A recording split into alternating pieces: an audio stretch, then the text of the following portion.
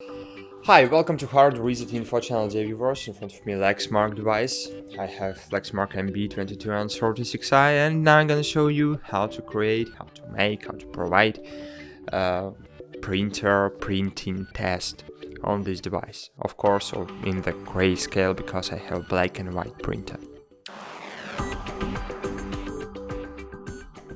So, firstly, you need to open settings, then wait a while, scroll down, find troubleshooting and click print quality test pages.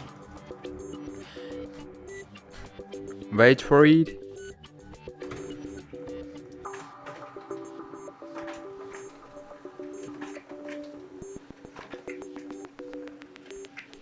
So great, I have 3 pages and great print quality test. Using the print quality test pages, you can read it to have more information about this test.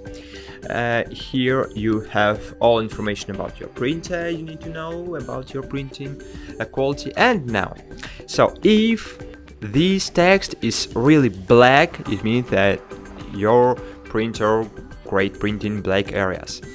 If small text you have here is visible, so your printer is in good condition. And here you have grayscale.